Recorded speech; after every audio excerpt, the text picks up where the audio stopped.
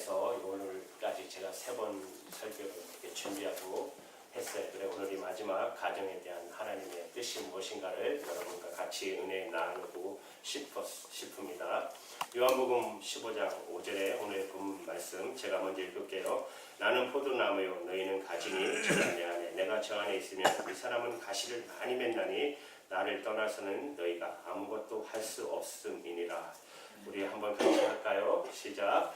나는 포도나무요 너희는 가지니 저가 내 안에 내가 저 안에 있으면 이 사람은 가시를 많이 맺나니 나를 떠나서는 너희가 아무것도 할 수 없음이니라. 아멘. 여러분, 우리 가정을 향한 하나님의 마음은 긴박하십니다. 마지막 때 노새 때와 같을 것이다. 그렇게 말씀하셨는데 노새 가정을 우리가 한번 생각해 볼 필요가 있어요. 누가복음 17장 28절에서 30절 말씀에 보면 또 노새 때와 같으리니 사람들이 먹고 마시고 사고 팔고 심고 집을 짓더니 노시 소돔에서 나가던 날에 하늘로서 불과 유황이 비웃듯 하여 죄를 멸하였느니라. 인자가 나타나는 날에도 이러하리라. 여러분, 소돔과 고모라가 멸망당할 때 노새 가정은 구원을 받았습니다. 그러나 구원을 받은 기쁨이 느껴지지 않는 구원을 받았어요. 이유는 다 구원받은 게 아니기 때문입니다. 여러분, 이것은 오늘 우리의 큰 기도 제목입니다. 우리는 마지막 때 우리 가족들이 다 구원받을까? 우리 가족들이 일부만 구원받고 일부는 구원받지 못한다는 그것은 얼마나 고통스러운 일입니까? 천사들이 소돔에 살고 있는 노새에게 찾아왔어요. 아브라함의 중보 기도를 들으신 하나님께서 노새 가정을 구원하시려고 심판을 내리시기 전에 먼저 천사를 통해서 노새 가족이 소돔에 벗어나도록 해주셨습니다. 그런데 노새 가족이 떠날 줄을 모르는 거예요. 천사들이 와서 빨리 떠나야 한다고 이제 곧 하늘에서 불과 유황으로 심판할 거라고 말해 주었는데도 떠나지를 못하는 거예요. 사이들 때문에. 믿지 않는 사이들. 딸이 둘이 있었는데 이 사이들이 빨리 이 소돔을 떠나야 된다고 하니까 하나님의 심판이 있을 거라고 하니까 농담인 줄 여겼어요. 하나님의 심판이 어디 있어? 그걸 농담으로 여기고 받았어요. 어떻게든지 설득해서 딸들을 위해서라도 사이들도 같이 데리고 갔으면 싶었어요. 결국은 안 되게 되었잖아요. 천사들이 이제 누가 아내와 2딸만이라도 구원해 내겠다고 그들을 강제적으로 끌고 나가는 것입니다. 그리고 이미 너무 늦었으니 저 멀리까지도 갈 수 없고 가까운 소알성이라도 빨리 들어가라. 그 대신에 뒤에 무슨 일이 일어나든지 돌아볼 여유가 없으니 한 걸음에 달려가라. 지도 돌아보지 말라고 엄히 명하고 소알성으로 급히 내보내서 그때 하늘에서 유황불이 쏟아지기 시작합니다. 그런데 노새 아내가 그만 돌아보고 말잖아요. 이 노새 아내는 불신자는 아닙니다만은 세상에 마음을 두고 사는 성도였어요. 아직도 온전히 예수님을 믿는 믿음이 아니었다는 뜻이에요. 그 마음의 소원은 세상에 있었고 좋은 것도 세상에 있었어요. 유황불이 쏟아졌지만 온갖 비명소리와 그리고 불타는 소리가 들릴 때에 노새 아내가 무슨 생각을 했고 돌아봤을까요? 그냥 돌아보아진 것이겠죠. 마음이 세상에 있는 사람은 구원의 기회가 주어져도 구원을 못 받아요. 구원의 길이 열려도 구원을 누리지 못해요. 마음이 세상에 있는 사람. 예수님 한 분이면 충분합니다. 이런 믿음으로 신앙생활하고 하라면 부담스러워해요. 지금도 그런 분들이 참 많이 있어요. 솔직히 노새 아내가 어떤 사람입니까? 예수님 한 분으로 충분하지 않았던 사람이에요. 그에게 있어서 세상도 중요하고 어떻게 모은 재산인데 그러던 사람이었어요. 그러니 결국 구원의 기회가 그렇게 주어졌는데도 소돔 기둥으로 변해버렸잖아요. 롯과 2딸이 아내가 그렇게 되고 어머니가 그렇게 되었는데도 지체하지 못하고 내버려 두고 소알성으로 도망에 들어갑니다. 구원을 받았어요. 그러나 얼마나 비참합니까? 여러분의 가족들은 다 구원받을 믿음을 가지고 있나요? 마지막 때가 되면 마귀가 우는 사자처럼 믿는 성도들까지도 넘어뜨리려고 해요. 온갖 이단이 설치고 있어요. 믿음으로 굳게 서지 못한 성도들을 흔들어 놓으려고 해요. 사랑하는 가족들이 이 세상에 빠지고 하나님의 말씀의 길을 닫고 그리고 세상에 연연해서 결단하지 못하고 영적으로 방황할 때 이것만큼 고통스러운 일이 어디 있겠습니까? 여러분들의 가족들은 다 구원받을 그런 믿음을 가지고 있습니까? 예수님 정말 바로 믿으셔야 돼요. 예수를 믿어도 그저 교회만 다니는 믿음을 갖지 말라고 제가 말씀드렸죠. 예수님을 바로 믿으셔야 돼요. 예수님을 바로 믿는 믿음은 예수님 한 분이면 충분한 믿음을 가져야 합니다. 예수님 한 분이면 충분하다. 그렇게 믿어져야 예수님을 바로 믿는 것입니다. 오늘 요한복음 15장 5절 말씀은 요절 중에 요절이에요. 나는 포도나무요 너희는 가지니 저가 내 안에 내가 저 안에 있으면 이 사람은 가시를 많이 맺나니 나를 떠나서는 너희가 아무것도 할 수 없음이라고. 이 말 속에서는 단순히 제 사함을 받았다 그런 표현은 없어요. 예수님의 관계를 말하고 있어요.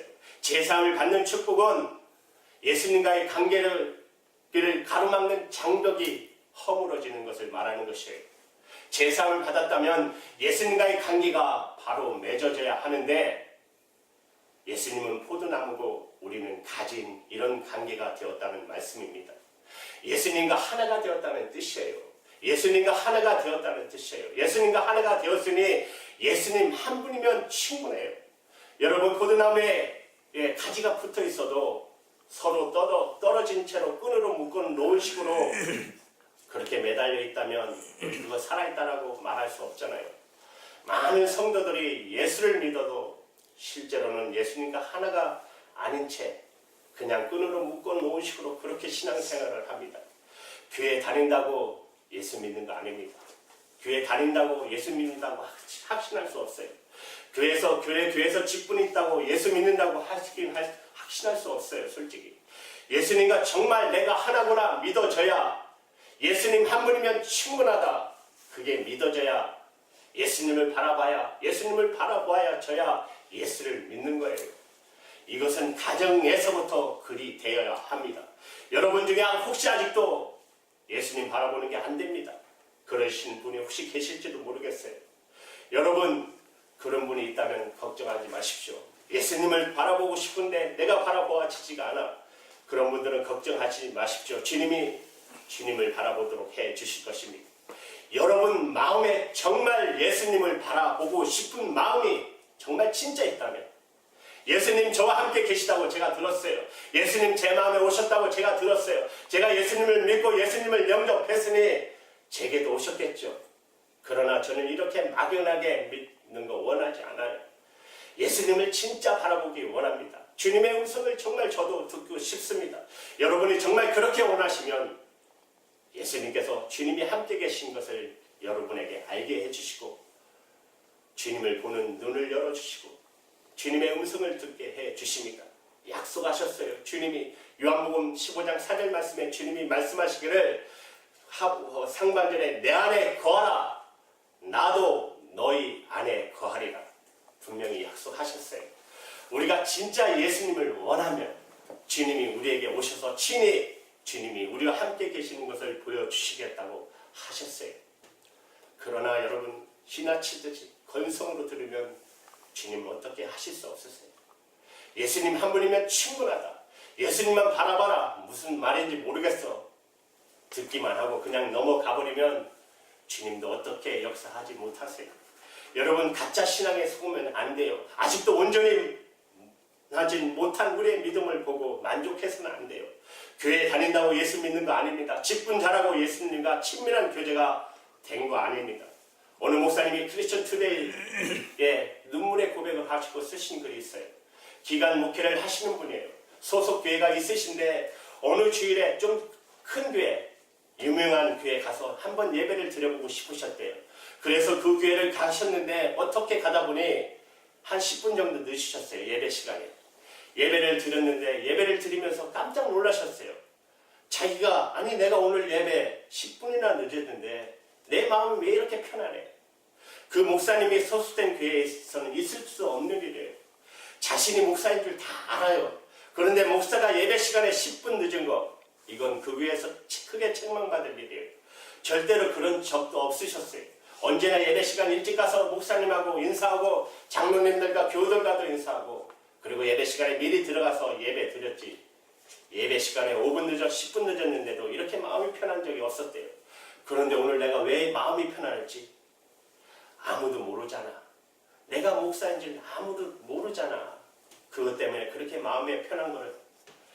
그러면 내가 그동안에 하나님께 예배 드린 거야. 사람 보도록 내가 예배 드린 거야. 자기 마음이 얼마나 부족한지를 깨닫고 너무 부끄러웠대. 이제까지 사람한테 예배 드리는 그런 모습이었지. 자기 모습 예배가. 여러분 진짜 예수님을 정말 믿고 예수님과 살아있는 인격적인 관계가 안 되면서도 겉으로 예수 잘 믿는 줄 자기가 속는 사람도 있어요. 저번에도 제가 말씀드렸죠. 거의 30년 가까이 목회하시면서 성도들에게 많은 은혜를 끼쳤지만 정작 목사 자신은 구원의 확신도 없이 주님을 인격적으로 만나지도 못했고 그걸 숨기고 매 주일마다 주님 믿어야 합니다. 주님을 만나셔야 합니다.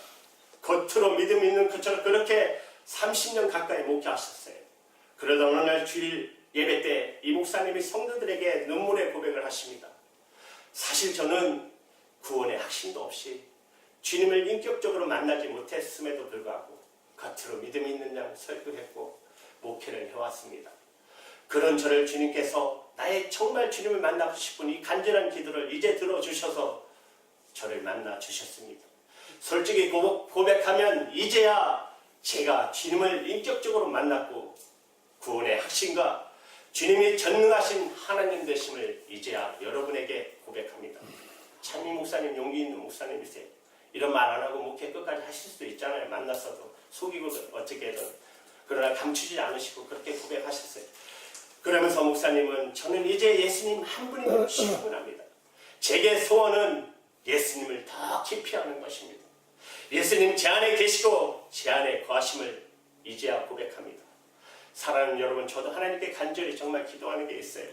예수님을 더 깊이 알기 원합니다. 예수님을 알고 싶어요. 예수님과 친밀한 교제가 되면 그러면 예수님이 기쁨이 되고 예수님 한 분이면 충분한 그것이 믿음이 전부인 삶을 살게 되기 때문에 그래요. 제가 저 스스로에게 때로 정말 힘들고 지칠 때 있어요. 여러분들 사정 아시잖아요. 힘들게 여러분들 다 똑같이 경험하시잖아요.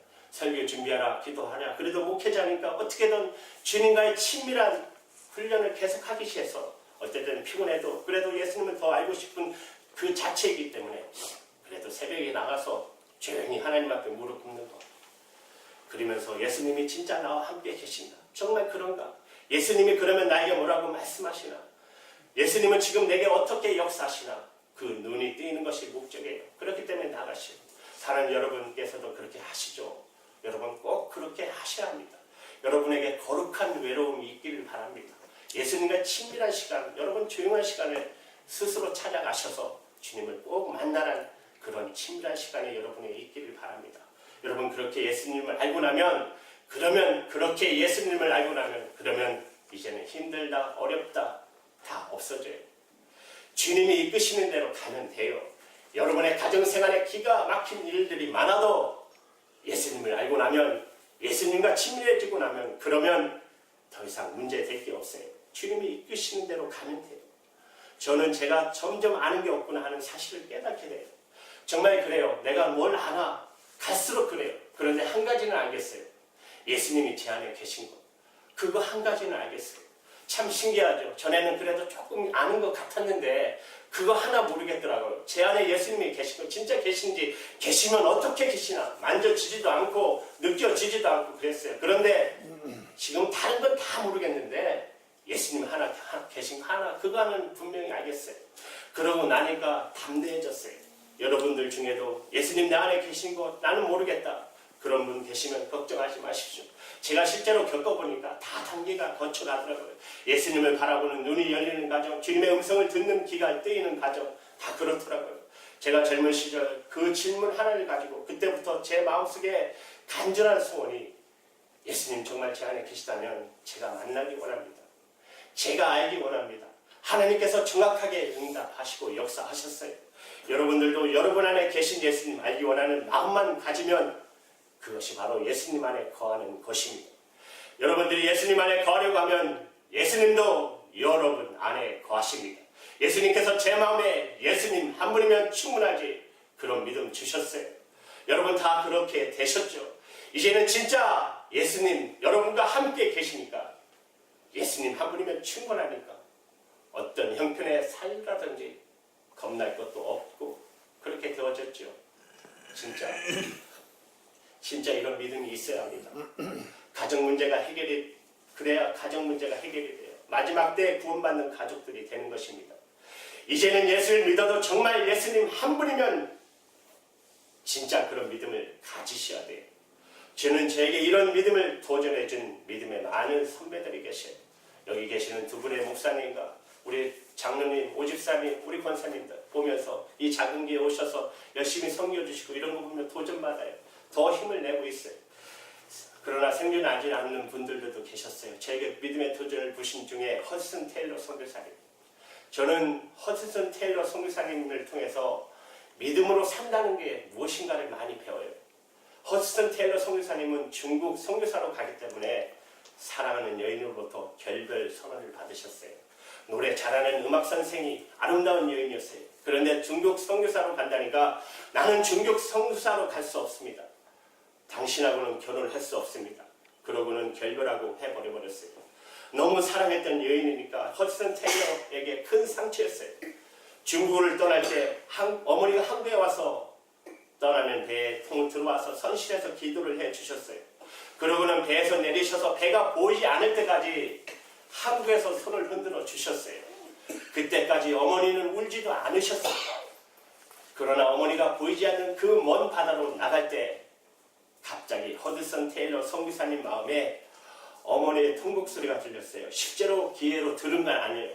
사랑하는 아들을 중국으로 보내는 것은 이제는 다시는 못 보는 곳으로 아들을 떠내보는 것 같아요. 그 시대는. 그 어머니의 마음에 말 수 없는 슬픔이 밀려 들어왔어요.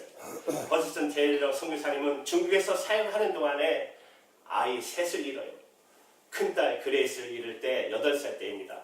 아침에 일어나면 언제나 달려와서 아빠에게 뽀뽀하고 산책을 할 때 함께 다니면서 기쁨이 되어줬던 그 그레이스가 죽어가는 거예요. 5살 난 아들 영국으로 공부시키려 보내려 해야겠다. 그 마음을 가지고 상해로 보내려고 데려가는 도중에 죽어요. 막내는 태어나서 6개월 만에 죽었어요. 그리고 아내가 산후우증으로 얼마 안 가서 33살의 아내가 죽어요. 허드슨 테일러 선교사님이 겪었던 어려움이 가정의 어려움이 정말 말할 수 없어요. 아무리 믿음 좋은 선교사님도 이런 어려움 겪으면 어떻게 견뎌요? 그런데 참 놀라운 것은 그 어려움을 겪는데도 허드슨 테일러 선교사님은 믿음이 더 좋아졌고 감사가 넘쳤어요. 어머니 통곡하는 소리를 가슴에 들으면서 하나님께 그렇게 기도하면서 썼어요. 일기에. 하나님께서 독생자를 이 세상에 보내실 때 그때 아버지 하나님의 마음이 어떠하셨는지를 우리 어머니 마음속에 부어주셨습니다. 그는 어디서 허드슨 선교사님 일기였어요. 그레이스가 죽었을 때 그때 하나님께 감사했다고 그랬어요. 내 아이 중에 구원에 분명한 확신이 있는 아이, 그 아이를 하나님이 데려가시니 하나님 감사합니다. 5살 되는 아들이 죽었을 때 친구에게 편지를 보내요. 제 아이 중에 제가 어떻게 길러야 될까 걱정이 있지만 제 아이들 중에 둘에 대해서는 전혀 근심 걱정을 하지 않아요. 큰딸하고 5살 된 아들이 있죠. 그들은 예수님의 품에 지금 안겨 쉬고 있기 때문입니다. 형제여, 저의 눈물은 그칠지 모르지만 또한 하나님께 감사하고 있습니다. 아내가 죽었을 때 선교사님은 일기에 이렇게 쓰세요. 나는 제 아내와 함께 행복한 시간을 12년 반 동안 살게 해주신 주님께 감사합니다. 주님의 영원하신 존전으로 데려가심에 감사드립니다. 이제 나의 남은 여생을 주님 위해 더 헌신할 것을 소원합니다. 아무리 믿음이 좋아도 어떻게 이룰 수 있어요? 허드슨 테일러 선교사님 가정 안에 이렇게 기가 막힌 어려운 일들이 일어나도 그는 흔들리지 아니하고 끝까지 위대한 선교사의 삶을 살 수 있었던 것은 그에게 요한복음 15장 5절의 말씀이 실제가 되었기 때문에 그래요. 허드슨 테일러 선교사님도 인간인지라 이런 일로 쓰러지셨어요. 결국은 자기는 죽었으면 좋겠다고 생각했어요. 너무 두렵고 너무 염려가 되고 너무 좌절되고 너무 분노가 가득 차고 견디지 못해서 쓰러지셨어요. 그때 요한복음 15장 말씀을 읽게 됩니다. 주는 포도나무요 나는 가지라. 저가 내 안에 내가 저 안에 거하면 나는 열매를 맺는다는 말씀을 묵상하면서 성령께서 그 마음에 빛을 비춰주는 것 같았어요. 그렇구나. 예수를 믿는다는 것은 예수님과 내가 포도나무와 가지처럼 하나라는 뜻이구나. 그런데 왜 내가 두려워하고 걱정하고 내가 분노하고 낙심하는 거지? 예수님과 나는 하나인데 그동안 나는 예수님을 바로 믿은 게 아니거구나. 내가 걱정하고 두려워하고 낙심하고 분노하는 것 보니까 내가 예수님을 바로 믿지 못해서 그런 거구나. 그날 허드슨 테일러 선교사님은 요한복음 15장 5절 말씀을 자기의 말씀으로 실제로 붙잡으셨어요.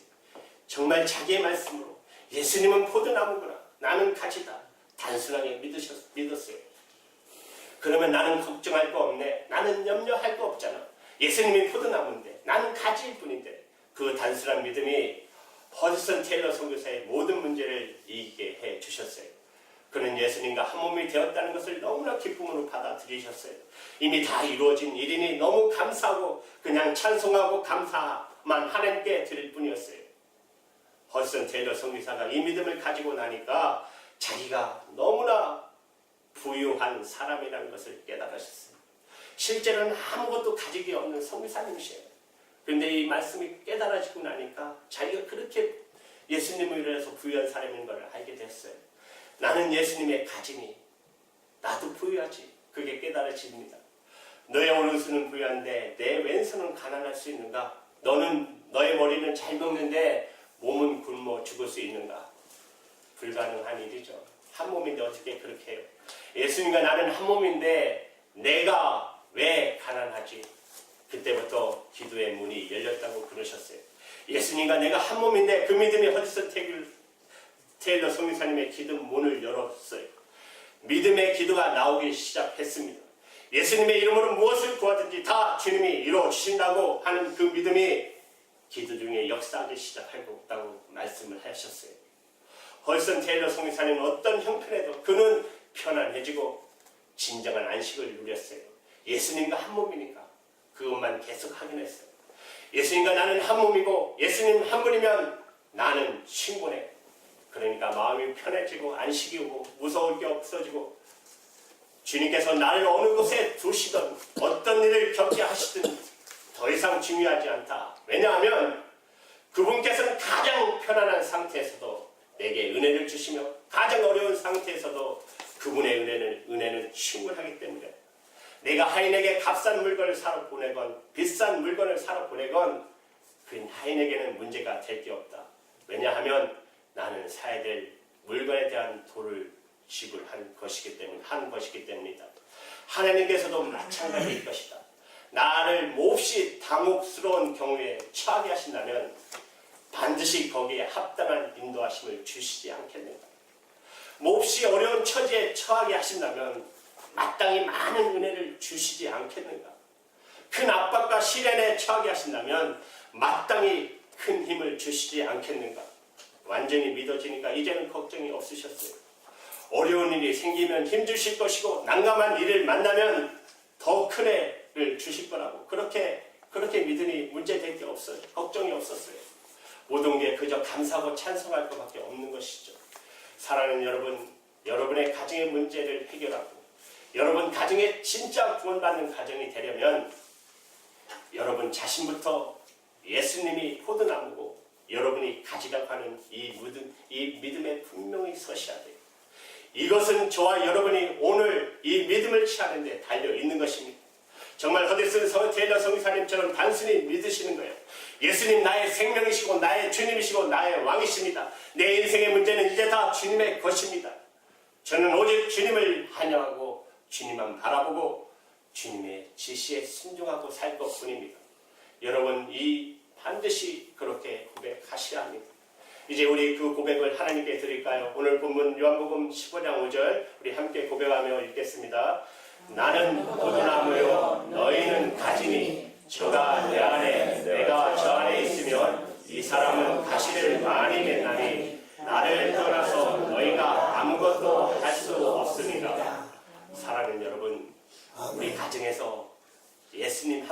충분한 그 믿음이 필요합니다. 사랑하는 여러분, 진짜 그래요. 예수님 한 분이면 진짜 그 믿음을 여러분이 소유하셔야 돼요. 저와 여러분 진짜 예수님이 한 분이며 그걸로 만족하시죠? 세상의 어떤 것보다 안 바꾸시죠? 여러분 이 믿음 가지고 끝까지 달려가시는 저와 여러분 되기를 주님의 이름으로 축복합니다.